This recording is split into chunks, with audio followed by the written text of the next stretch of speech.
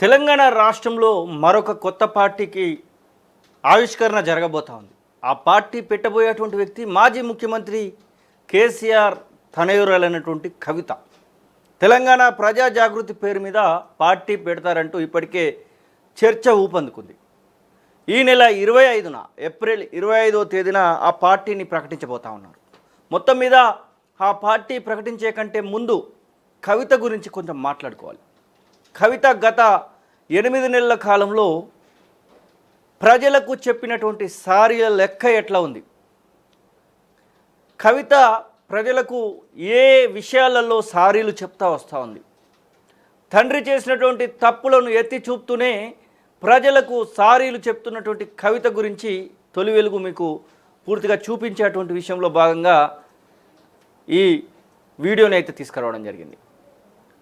స్పష్టంగా కవిత ప్రతి అంశాన్ని కూడా లేవనెత్తుతూ ఉంది.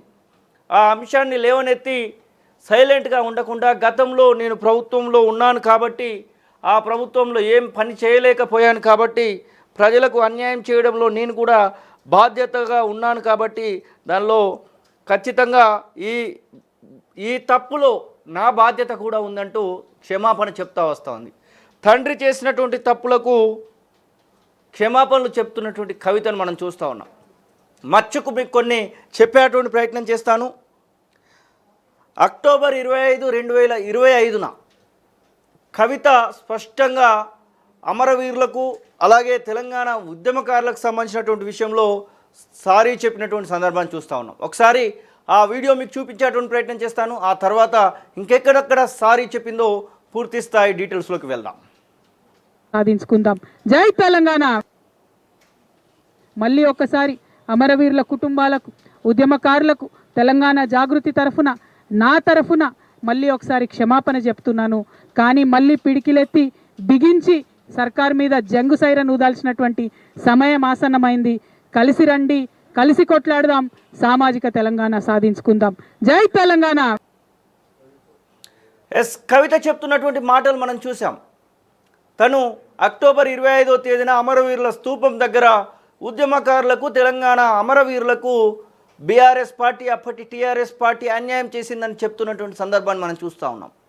ఇక ఉద్యమకారులందరికీ కూడా నా క్షమాపణలు అంటూ తను అక్కడే చెప్తున్నటువంటి మాటలు కూడా విన్నాం.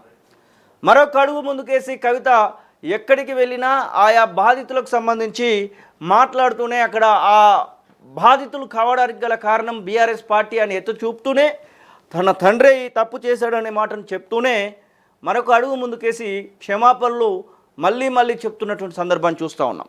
ఇక ఎక్కడెక్కడ సారీ చెప్పిందని గమనిస్తే డిసెంబర్ 23వ తేదీన రాయగిరి RRR బాధితులకు అక్కడ సారీ చెప్పింది.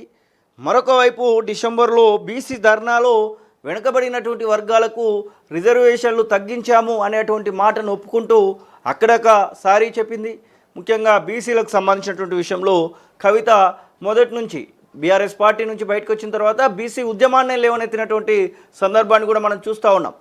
బీసీలు అధిక శాతంలో ఉన్నారు, బీసీలకి ఎక్కువ సీట్లు కేటాయించాలి అనేటువంటి విషయంలో కూడా తను మాట్లాడినటువంటి మాటలు మనం చూసాం.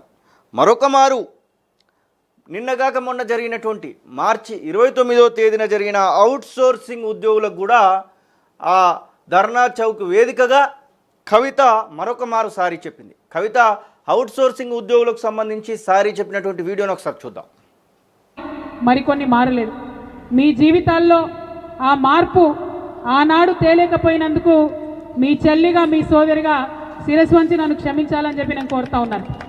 ఆనాడు ఆ ప్రభుత్వంలో నేను కూడా ఉన్నా, ఎంతో కొంత ఆ పాపంలో నాకు కూడా భాగస్వామ్యం ఉంటుంది కాబట్టి శిరస్సు వంచి క్షమించాలని చెప్పి మరొకసారి నేను కోరుతా ఉన్నాను. కవిత అవుట్సోర్సింగ్ ఉద్యోగులకు సంబంధించి సారీ చెప్పినటువంటి వీడియోని మనం చూసాం. మొత్తం మీద కవిత ఎక్కడికి పోయినా తనకు సంబంధించి సారీల పరంపర కొనసాగుతూనే వస్తూ ఉంది. తన తండ్రి చేసినటువంటి తప్పులను ఉద్దేశించి ఆ బాధితులకు, ఆయా రకాలుగా బాధించబడినటువంటి బాధితులకు సారీ చెప్తూ వస్తున్నటువంటి సందర్భాన్ని చూస్తూ ఉన్నాం. మరొక మారు నిన్నగాక మొన్న అక్కడ సారీ చెప్తే నిన్నటికి నిన్న నిరుద్యోగులకు సంబంధించినటువంటి విషయంలో కూడా సారీ చెప్పినటువంటి కవితను చూస్తూ ఉన్నాం. అవుట్సోర్సింగ్ ఉద్యోగులకు, అటు నిరుద్యోగులకు, ఇటు ఎవరైతే భూములు కోల్పోయినటువంటి ఆ త్రిబుల్ ఆర్ బాధితులు, అలాగే భూములు కోల్పోయినటువంటి నిర్వాసితులకు, నిరుద్యోగులకు, అలాగే తెలంగాణ ఉద్యమకారులకు, తెలంగాణ అమరవీరులకు, ఇలా ప్రతి ఒక్కరికి, బీసీలకు సంబంధించి కూడా ప్రతి ఒక్కరికి కవిత సారీలు చెప్తున్నటువంటి సందర్భాన్ని అయితే చూస్తూ ఉన్నాం. మొత్తం మీద కవిత ఇదంతా కూడా నెగ్గేందుకే తగ్గుతుందా అని చెప్పేసి ప్రశ్న రాక తప్పదు. కవిత ఇప్పుడున్నటువంటి సిచ్యువేషన్లో నెగ్గేందుకే ఈ యొక్క ప్రయత్నాలు చేస్తున్నట్టుగా మనకైతే స్పష్టంగా తెలుస్తూ ఉంది. ఇక చూస్తున్నటువంటి మీలో అంటే కవిత సారీలు చెప్తా ఉంది, తన యొక్క పార్టీ వీరందరికీ కూడా ముందు వరుసలో ముందు బాటలో అవకాశాలు కల్పిస్తుందనేటువంటి మాటను కూడా తను చెప్తా ఉంది. కాబట్టి చూస్తున్నటువంటి మీరేమనుకుంటా ఉన్నారు? కవిత సారీలలో నిజం ఎంతుందని నమ్ముతూ ఉన్నారు? కవిత తన తప్పులను ఒప్పుకుంటున్నటువంటి సందర్భంలో దీనిలో నిజం ఎంతుందని నమ్ముతూ ఉన్నారు? ఒకసారి కామెంట్ రూపకంగా తెలియజేయండి. ఇక కవితకు సంబంధించి ఈ సారీల విషయంలో మాట్లాడడానికి మా ప్రతినిధి సురేష్ కూడా ఫోన్ లైన్లో అందుబాటులో ఉన్నాడు. సురేష్, ఏంటి అసలు ఈ సారీల పరంపర? తండ్రి చేసినటువంటి తప్పులను కవిత ఎత్తి చూపుతూనే బాధితులకు సారీలు చెప్పడాన్ని ఎట్లా అనుకుంటా ఉన్నారు ప్రజలు? Thank you Sinu. ఏదైతే కవిత చాలా పార్టీ పెట్టే క్రమంలో ఏదైతే కేసీఆర్ చేసిన తప్పులు, గత 2 సార్లు కేసీఆర్ ఏదైతే అధికారంలో ఉన్నప్పుడు కేసీఆర్ ఏదైతే వర్గాలను విస్మరించిందో ఆ వర్గాలకు సంబంధించి ఇష్యూస్ ని అడ్రస్ చేసినప్పుడు ఖచ్చితంగా కవిత వాళ్ళకు ఓపెన్ గా సారీ చెప్తుంది. నేను ఆ ప్రభుత్వంలో ఉన్నప్పుడు ఖచ్చితంగా ఆ బాధ్యత నాకు కూడా ఉంటుందని చెప్పేసి పలు సందర్భాల్లో కూడా జనాలకు చాలా ఓపెన్ గా తెలంగాణ సమాజానికి సారీ చెప్పిన పరిస్థితి చూస్తున్నాం.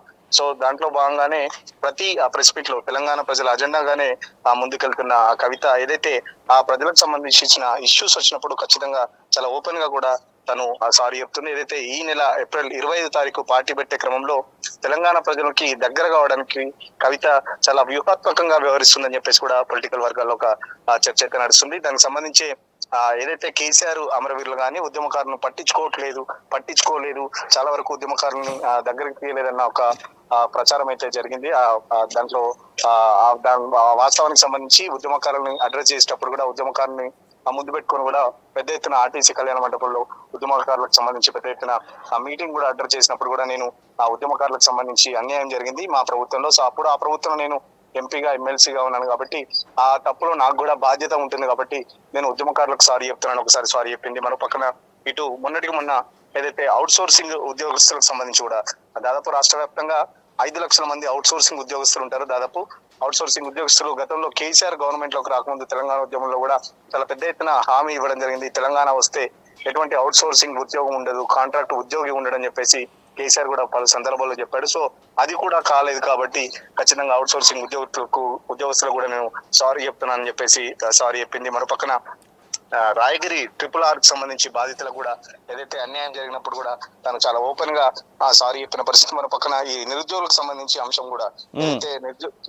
నిరుద్యోగులకు సంబంధించి అంశం వచ్చినప్పుడు కూడా అతను చాలా ఓపెన్ గా తన పరిస్థితి. ఎందుకంటే నీళ్లు, నిధులు, నియామకాలు ఏదైతే తెలంగాణ ఎందుకు తెచ్చుకున్నాం, ఉద్యోగాలకు సంబంధించి తెచ్చుకున్నాం, బట్ ఆశించినంత ఉద్యోగాలు రాలేదు కాబట్టి నిరుద్యోగస్తులకు సంబంధించి కూడా నేను సారీ చెప్తున్నాను అని చెప్పేసి కూడా కవిత ప్రతి ఒక్క అంశంలో ఏదైతే కేసీఆర్ అయితే ఏ వర్గాలను విస్మరించారో ఆ వర్గాలను ఆకట్టుకునే విధంగా ఖచ్చితంగా వాళ్ళను సారీ చెప్పి వాళ్ళను ఓన్ చేసుకునే విధంగా, ఎందుకంటే పార్టీ పెట్టే క్రమంలో ఈ వర్గాలన్నింటినీ ఏదైతే కేసీఆర్ ఎవరెవరిని విస్మరించారో, ఏ వర్గాలను విస్మరించారో ఆ వర్గాలని తన వైపు తిప్పుకునే విధంగా చాలా స్ట్రాటజిక్ గా కవిత వ్యవహరిస్తుందని చెప్పేసి పొలిటికల్ వర్గాల్లో అయితే ఒక చర్చ నడుస్తుంది. ఎందుకంటే కేసీఆర్ ఎవరైతే మొదటిసారి ముఖ్యమంత్రి అయినప్పుడు చాలా వరకు అందరూ కేసీఆర్ ని డైరెక్ట్ గా వెళ్లి కలిసే అవకాశం ఉండే, బట్ రెండోసారి ముఖ్యమంత్రి అయిన తర్వాత ప్రజలకు దూరం అయ్యాడని చెప్పేసి ఒక భావన అయితే తెలంగాణ సమాజంలో కలిగింది. దానికి సంబంధించి ఆ భావనతోనే తెలంగాణ ప్రజలు మూడోసారి కేసీఆర్ ని దూరం పెట్టారనేది కూడా ఒక వాస్తవం అయితే ఉంది. సో దానికి సంబంధించి కవిత వీళ్ళందరినీ ఎవరైతే కేసీఆర్ అయితే ఏ వర్గాలను దూరం పెట్టారో ఆ వర్గాలందరినీ తన పార్టీలోకి సేమ్ అంటే ఆ వర్గాలను అయితే విస్మరించారో ఆ వర్గాలకు సంబంధించిన ఎజెండాలు కానీ ఆ వర్గాలకు సంబంధించిన ఇష్యూస్ బేస్ చేసుకుని కవిత ప్రచారం కానీ లేకపోతే కవిత ఎక్కడ చూసినా కూడా కవిత దానికి సంబంధించి ఆ వర్గాన్ని ఓన్ చేసుకునే విధంగా కవిత అయితే చాలా వ్యూహాత్మకంగా వ్యవహరిస్తుందని చెప్పుకోవచ్చు. ఎస్, పార్టీ పెట్టబోతా ఉన్నారు ఏప్రిల్ 25న.